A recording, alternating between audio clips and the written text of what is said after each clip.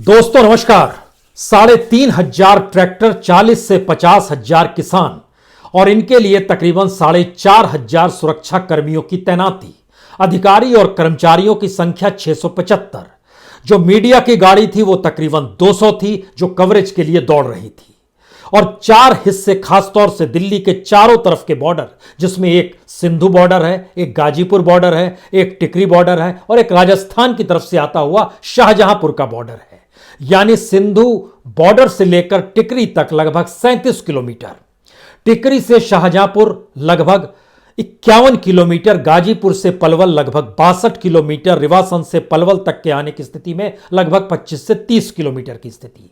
इस पूरे एनालिसिस को मौजूदा वक्त में सरकार का इंटेलिजेंस डिपार्टमेंट अपनी रिपोर्ट में तब्दील कर चुका है और उसके पास जो आंकड़े हैं वो यही आंकड़े हैं। जाहिर है ये आंकड़े कृषि मंत्रालय में भी होगा, ये आंकड़े देश के गृह मंत्रालय में भी होंगे और ये आंकड़े हो सकता है पीएमओ में भी पहुंच चुके हों।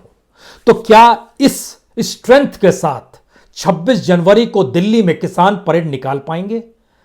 क्योंकि आज हम कुछ बड़े सवालों के साथ आपसे बातचीत करना चाहते हैं। यह बातचीत इसलिए अहम है क्योंकि सरकार और किसान के बीच के टकराव की परिस्थिति एक ऐसी स्थिति में आकर खड़ी हो चली है जहां पर सरकार कानून को वापस नहीं लेगी, जहां पर किसान कानून को वापस कराए हुए नहीं लौटने की परिस्थिति में खुद का मन बना चुका है और यह अलग अलग सीमा पर नजर भी आ रहा है। लेकिन इन सारी परिस्थितियों के बीच में 3-4 सवाल इतने महत्वपूर्ण हैं कि आज इंटेलिजेंस की यह रिपोर्ट, जो आंकड़ों के लिहाज से सरकार की फाइलों में अब चली गई है, अब कल जब बातचीत होगी तो उसमें 2-3 सवाल बहुत सीधे तौर पर देश के कृषि मंत्री उठा सकते हैं और किसान उसका क्या जवाब देंगे यह दूर की गोटी है। या किसान जिन सवालों को उठाएंगे सरकार के पास उसका क्या जवाब होगा या फिर कोई अगली तारीख हो जाएगी, यह भी दूर की गोटी है। लेकिन सरकार आज की रिपोर्ट देखने के बाद कुछ सवालों को अपने जहन में बैठा चुकी है।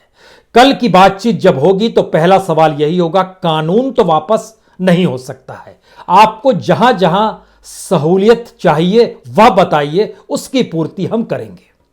यानी जहां आपको मुश्किल आ रही है उसका रास्ता निकाला जाएगा, लेकिन कानून वापस नहीं हो जाएगा।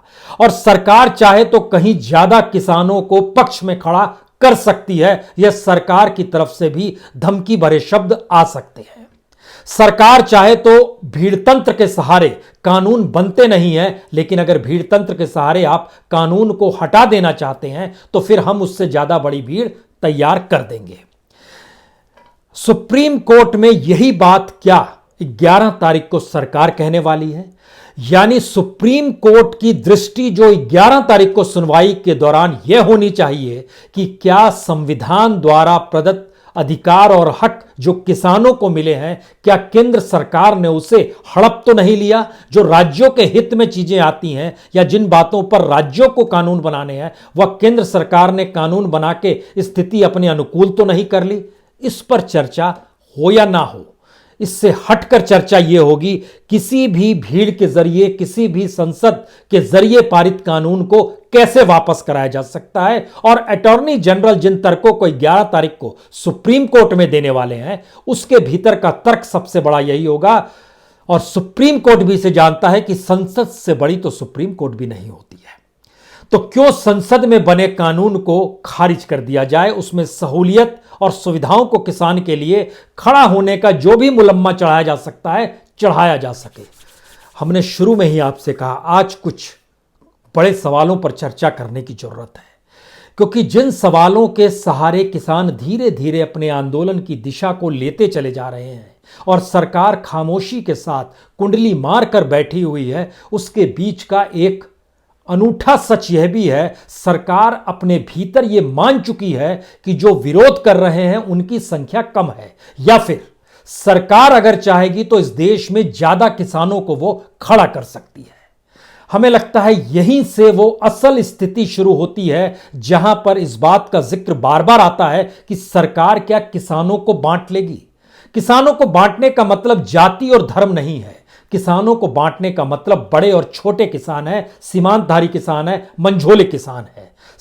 किसानों को बांटने का मतलब प्रति व्यक्ति किसान की जो आय बिहार में, झारखंड में, पश्चिम बंगाल में, मध्य प्रदेश में, छत्तीसगढ़ में, उड़ीसा में, उत्तर प्रदेश में यहां जो है उसकी तुलना में हरियाणा और पंजाब के किसानों का जिक्र कर दिया जाए क्या? जो सरकार की रिपोर्ट तैयार हो रही है उसमें 2-3 बातों का जिक्र आने वाले वक्त में किसानों के सामने, या हो सकता है कल कृषि मंत्री रख दें या फिर 11 तारीख को सुप्रीम कोर्ट में रख दिया जाए। इस देश के भीतर में सीमांत किसान जिनके पास आधे हेक्टेयर से भी कम जमीन होती है, वह अगर एक ट्रैक्टर को भी किराए पर लेने चला जाए तो उसको प्रतिदिन के 500 या 600 रुपए देने पड़ते हैं। और यह ताकत भी भारत के लगभग 74% किसानों के पास नहीं है।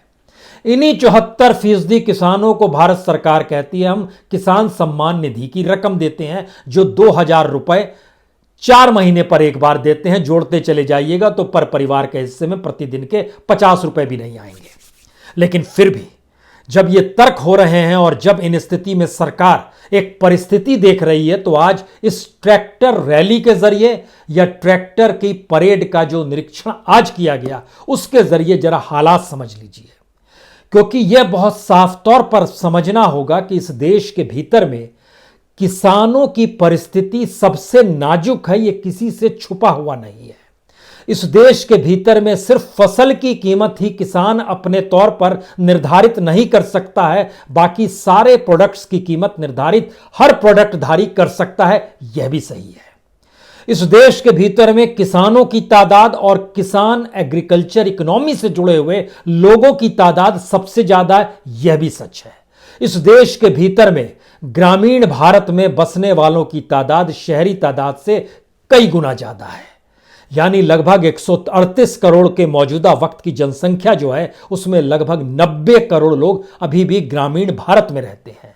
और जो शहरी भारत है उसमें भारत दुनिया में अव्वल इलाकों में आता है, जहां पर शहरी गरीबों की तादाद भी भारत में सबसे ज्यादा है। यहीं से सबसे बड़ा सवाल खड़ा होता है, क्या किसान भारत की उस इकोनॉमी के समानांतर एक पैरेलल इकोनॉमी का आंदोलन खड़ा करने की स्थिति में हैं, जहां इस देश के भीतर के तमाम संकट जो शहरी गरीब भी भोग रहा है और ग्रामीण इलाकों में रहने वाला भारतीय भी भोग रहा है। बेरोजगारी के दंश में फंसा हुआ डिग्रीधारी भी भुगत रहा है और रोजगार इस दौर में जो छिन गया है उन परिस्थितियों से भी इस देश के युवा और शायद व्हाइट कॉलर तक भुगत रहे हैं।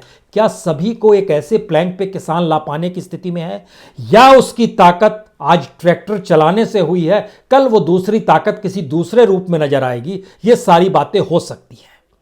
लेकिन सवाल है कि जब आंदोलन की ताकत उस पूंजी पर ही आकर टिक जाए जिस पूंजी के आश्रय ट्रैक्टर भी एक औजार नहीं बल्कि ट्रैक्टर एक पैसे के जरिए खरीदी गई ताकत के तौर पर नजर आता हो, जिसमें डीजल भराने पर ही ट्रैक्टर चलेगा।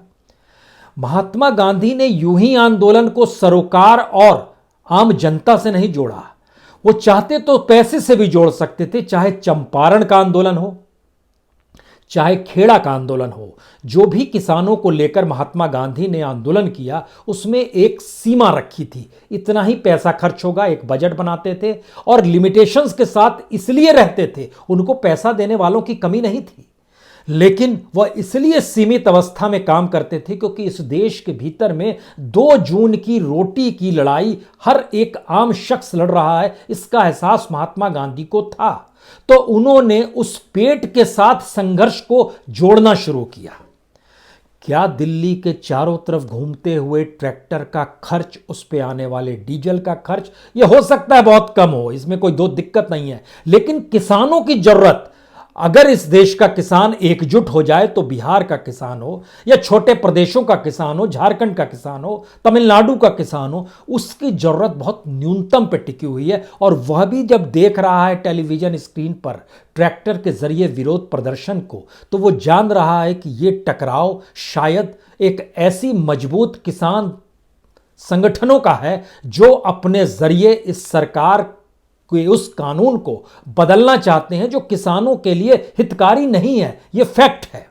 लेकिन कुछ सवाल फिर यहीं से शुरू होते हैं। एक बात समझनी चाहिए। सरकार के पास अपनी कोई पूंजी नहीं होती है। सरकार हमेशा जनता के पैसे से ही सरकार जनता के संघर्ष को दबाती है, यह भी समझना होगा। इसका मतलब है कि जनता जब संघर्ष करे तो उसके संघर्ष में उस पूंजी का या उस पैसे का कहीं भी योगदान ना हो जिसका लाभ सरकार को मिल जाता हो। रोकना होगा उसे।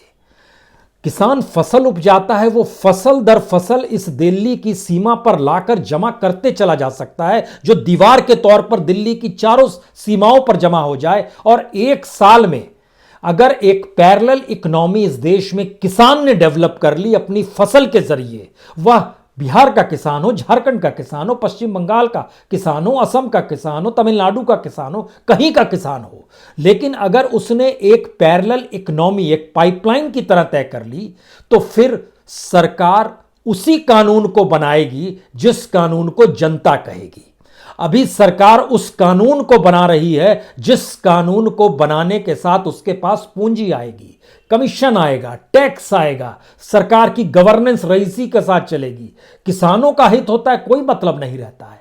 फिर यहां पर एक अगला सवाल, तब इस ट्रैक्टर रैली का मतलब क्या है? आपने अपनी ताकत दिखाई, बहुत अच्छी बात है। दूसरी बात, क्या इस ट्रैक्टर रैली के जरिए अगर सरकार एक ऐसी परिस्थिति में आकर खड़ी हो जाए जहां पर वो वाकई इस देश में अपने तरीके से, क्योंकि उसके द्वारा शासित राज्यों की संख्या भी कम नहीं है और दूसरी तरफ विरोध की संख्या भी कम नहीं है। विरोध के राज्यों में अगर आप गिनना शुरू करें तो कांग्रेस शासित राज्य पंजाब, राजस्थान, छत्तीसगढ़, तीनों जगहों से कितनी बड़ी तादाद में किसान दिल्ली तक पहुंचे हैं।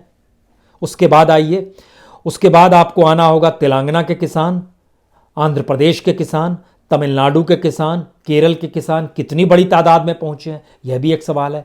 उसके बाद आइए उड़ीसा के किसान, उसके बाद आइए पश्चिम बंगाल के किसान कितनी बड़ी तादाद में पहुंचे हैं, यह भी एक सवाल है। यानी सरकार के कानूनों का विरोध करती हुई राज्य सरकारों के जरिए, विरोध ट्विटर पे होता है, सोशल मीडिया पर होता है, 1 मिनट के बोलने पर हो जाता है, लेकिन वह उस आंदोलन का हिस्सा नहीं बनना चाहते हैं, क्योंकि आंदोलन की दिशा धीरे धीरे इस देश की उस इकोनॉमी के चरित्र को बदलना चाहती है जिस इकोनॉमी ने सिर्फ इस देश में राजनीतिक सत्ता चलाने वालों को ही ताकत दी है। तो ताकत तो यहां पर भी है, पंजाब के सीएम के पास भी है, बंगाल के सीएम के पास भी है, छत्तीसगढ़ के सीएम के पास भी है, उड़ीसा के सीएम के पास भी है, तमिलनाडु के सीएम के पास भी है। ताकत के प्रतीक तो ये सभी हैं। सवाल पहली बार है कि क्या जनता की इकोनॉमी और जनता द्वारा निर्धारित किए गए कानून इस देश में बन पाएंगे या नहीं बन पाएंगे, या धीरे धीरे ढकेलते ढकेलते, चाहे वो 26 जनवरी आ जाए, या जैसे एक नेता ने, किसान नेता ने कह दिया कि हम 2024 तक खड़े रहेंगे, टिके रहेंगे। 2024 फिर चुनाव का प्रतीक है। चुनाव की पूरी प्रक्रिया जो है वह, उसमें कौन सा वोटर मायने रखता है, ये अभी भी अगर किसान नेताओं को समझ में नहीं आ पा रहा है तो फिर यह उनकी भूल है। इस देश में सबसे बड़ी ताकत जनता की होती है और जनता की ताकत को डाइल्यूट इस देश में उस वोटिंग प्रोसेस ने ही कर दिया है जिसके जरिए आप लोकतंत्र को खोज रहे हैं और जनता अनुकूल कानून को खोज रहे हैं।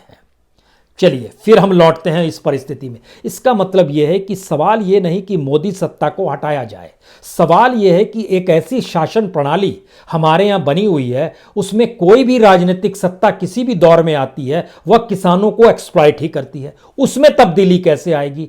यानी उस शासन प्रणाली के तरीके को बदलना है।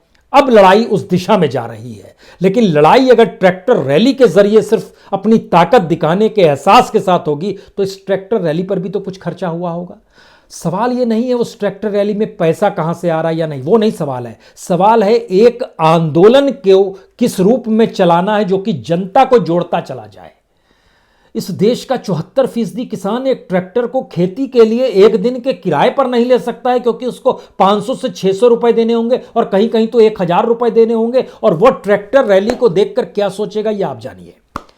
लेकिन ऐसा आंदोलन देश के भीतर में पहली बार हो रहा है जिस आंदोलन ने लगभग 1.5 महीने तक अपनी मौजूदगी के साथ सरकार के उस पूंजी को ही चेतावनी भी दी है और एक लिहाज से सीधे टारगेट पे भी लिया है कि आपके पास है तो हमारे पास भी है, हम भी बैठ सकते हैं और लंबे समय तक संघर्ष कर सकते हैं, यह भी ठीक है। लेकिन फिर अगला सवाल है, सिर्फ इस आंदोलन की सीमित भूमिका से काम नहीं चलेगा, इसको आपको विस्तार देना होगा। विस्तार के तरीके क्या क्या हो सकते हैं, उसमें सबसे बड़ी बात तो यही होती है कि आप खुद में इस देश के अनुकूल कैसे हो जाए। यह संभव नहीं है कि इस देश में किसान की स्थिति नाजुक हो और सीमा पर विरोध करते हुए किसानों के बीच जब आप बैठे तो मालपुआ खा रहे हो, ऐसा संभव नहीं होता है। आंदोलन में लोग शरीक धीरे धीरे तभी होते हैं जब उनके भीतर यह एहसास होता है यह आंदोलन हमारे लिए हो रहा है। यह एहसास धीरे धीरे वक्त के साथ जरूर होगा, इससे भी इनकार नहीं है। लेकिन उस आंदोलन को, अपने नैतिक बल को शायद इतना ऊपर ले जाना होगा जहां पर इस देश के पैसे पर चलती हुई सरकारों को शर्म आने लगे। चाहे वो रायसीना हिल्स पर बैठे हों, चाहे वो 7 में बैठे हों, चाहे इस देश के भीतर में कितना भी उपभोग कर रहे हों, क्योंकि इस देश के कैबिनेट मिनिस्टर हो, स्टेट मिनिस्टर हो, प्राइम मिनिस्टर हो, प्रेसिडेंट हो, सुप्रीम कोर्ट हो, तमाम इंस्टीट्यूशंस हो, एग्रीकल्चर मिनिस्ट्री हो, तमाम ब्यूरोक्रेट्स हो, सभी को पैसा इस देश के टैक्स पेयर के पैसे से ही यह सरकार चलती है। और यही है कि जनता को इस बात को समझना, कोई असहयोग ब्रिटिश सरकार से करने की जरूरत नहीं है, लेकिन अपने आंदोलन को इतना साफगोई के साथ और इस शुद्धता के साथ क्रिएट करते चले जाना है जहां पे इस सरकार को भी शर्म आए कि वह एक गाड़ी से चलकर सिंधु बॉर्डर भी आ जाए तो सवाल उठने लगे कि तुमने इस गाड़ी में जो पेट्रोल भराया है वो पेट्रोल भी इस देश की जनता का है, उसके पैसे से तुम चल रहे हो और कैसे बात कर सकते हो। जिस विज्ञान भवन के भीतर में इस देश का सबसे शानदार होटल देखता परखता है, वहां पर जो खासतौर से अशोका ग्रुप जो है, जो वहां पर खाना पहुंचाता है, 5 सितारा होटल से खाना आता है वहां पर और किसानों से बातचीत हो रही है। शानदार तरीके से पानी की बोतलें बिखरी पड़ी हैं और वहां किसानों से बातचीत हो रही है। मंत्री महोदय शानदार तरीके से देख रहे हैं, ठहाके लगा रहे हैं, शानदार कुर्सियां बिछी हुई है। किसानों को तो वहां दरी लगाकर बैठ जाना चाहिए, आपको भी हमारे सामने। यानी एक ऐसी परिस्थिति को लाना है जो वाकई यह देश कृषि प्रधान है और यह देश किसानों का है, इसका एहसास हो सके।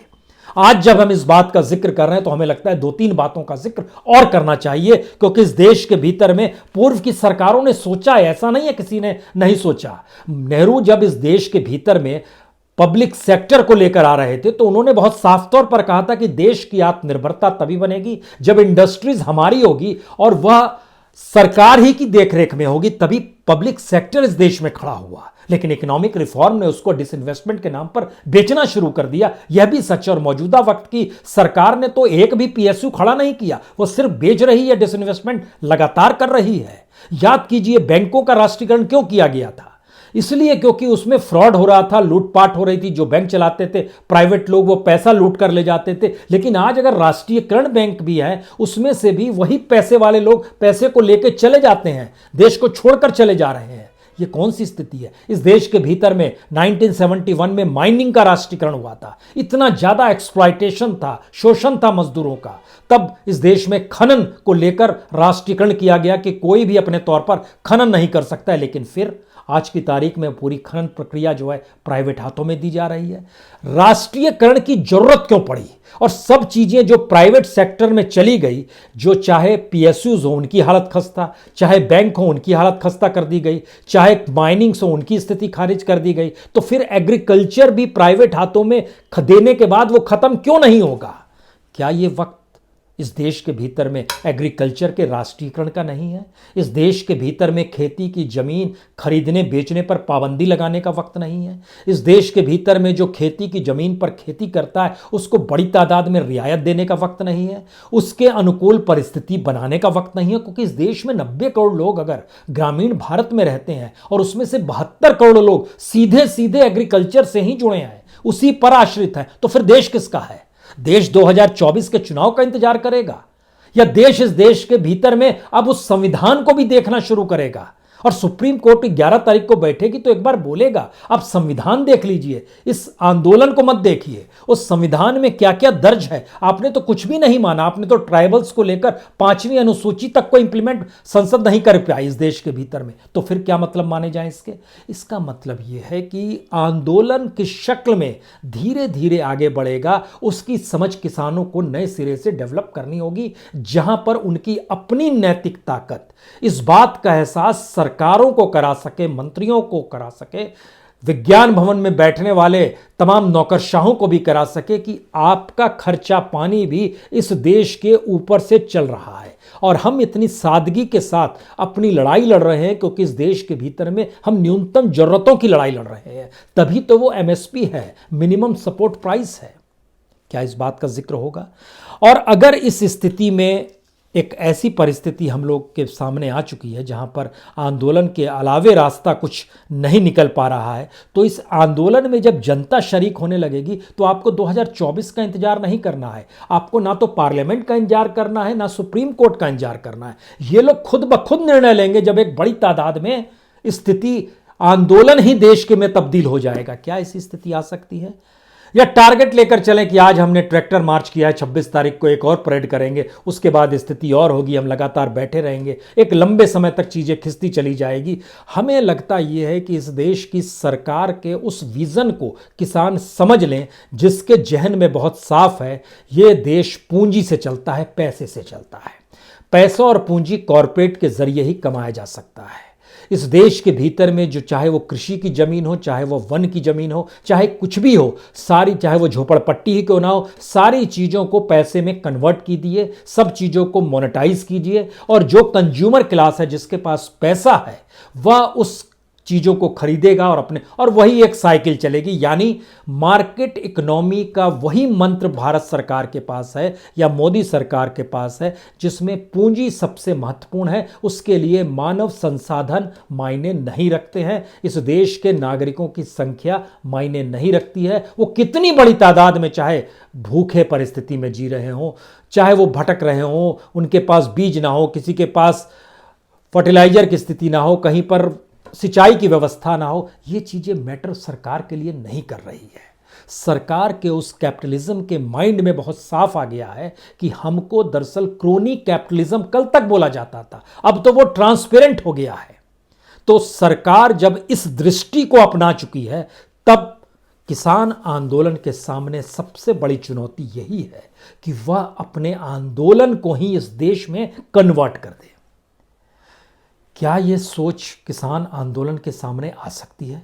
क्या किसान आंदोलन से जुड़े नेता इस दिशा में सोचना शुरू करेंगे? अन्यथा अपनी ताकत का एहसास कराएंगे। ताकत का एहसास दिखाने से नहीं होता है, ताकत का एहसास इस देश के भीतर में मौजूदा वक्त तो शायद और किसानों के अनुकूल है, क्योंकि हमारी इकोनॉमी जो है डामाडोल है। सरकार के पास इतना पैसा भी नहीं है कि वो एमएसपी पर इस देश के अलग अलग राज्यों में जाकर किसानों को हक का पैसा भी दे सके। यह स्थिति भी सरकार की नहीं है, राज्यों की स्थिति भी नाजुक है। लेकिन हमारा जो पूरा पॉलिटिकल सिस्टम है वही उस पूंजी पर टिका हुआ है, जिस पूंजी की मांग अपने तौर पर धीरे धीरे किसान दिखाते और दर्शाते हुए कर रहे हैं कि हमको भी कुछ पूंजी दे दो। ये रास्ता नहीं है।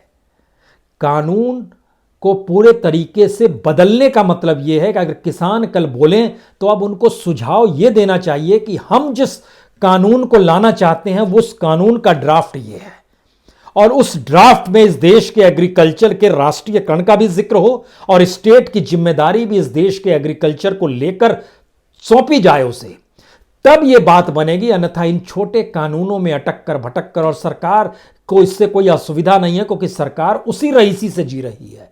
आज पता नहीं 3,500 ट्रैक्टर जब चल रहे थे उसमें कितने डीजल की खपत हो गई, क्योंकि दुनिया के बाजार में जब डीजल सबसे सस्ता है उस समय भारत में दुनिया के बाजार में डीजल भी सबसे महंगा है, यानी उसका टैक्स का पैसा भी सरकार के पास ही जाता है। आंदोलन की दिशा ऐसी होनी चाहिए कि सरकार को एक पैसे की मदद कैसे नहीं मिलेगी और किसान ही अपने तरीके से चीज़ों को डेवलप करेंगे। किसान आंदोलन में एक भी पैसा से बाजार से खरीद नहीं होगी, बल्कि किसानों के जरिए ही और उस पैरेलल इकोनॉमी को क्रिएट करने की जरूरत है। कभी इस पे विस्तार से चर्चा होगी, लेकिन इस आंदोलन की दृष्टि एक ऐसी जगह पर जाकर पहुंच गई है जो वाकई इस देश को अपने भीतर समाहित कर ले तो ठीक है, अन्यथा अगर वो ये कहेगी आंदोलन करने वाले कि देखिए हम किसी को दिक्कत परेशानी में नहीं ला रहे हैं लेकिन हम अपना आंदोलन कर रहे हैं, तो फिर ये आंदोलन सिर्फ और सिर्फ आंदोलन भर की भूमिका ही निभाएगा। उसको इस देश में कैसे तब्दील होना ये समझना होगा। लेकिन फिर भी आज की पूरी जो ट्रैक्टर रैली थी वो नज़ारा बड़ा शानदार जरूर था, लेकिन उस शानदार नज़ारे के पीछे संघर्ष और शायद सरकार की असहिष्णुता और उसका जो अपना रुखड़ापन है, जनता के साथ कटे हुए सरोकार है, वह नजर नहीं आ रहा था। लेकिन सरकार ने भी आज 3,500 पुलिसकर्मियों की तैनाती, 675 अधिकारियों की तैनाती, यह भी खर्चा जनता के ही पैसे का हुआ है। बहुत बहुत शुक्रिया, बहुत बहुत शुक्रिया। अब देखते हैं कल क्या निकलता है। कल जब बातचीत होगी, मुश्किल सवाल है लेकिन फिर भी बहुत बहुत शुक्रिया।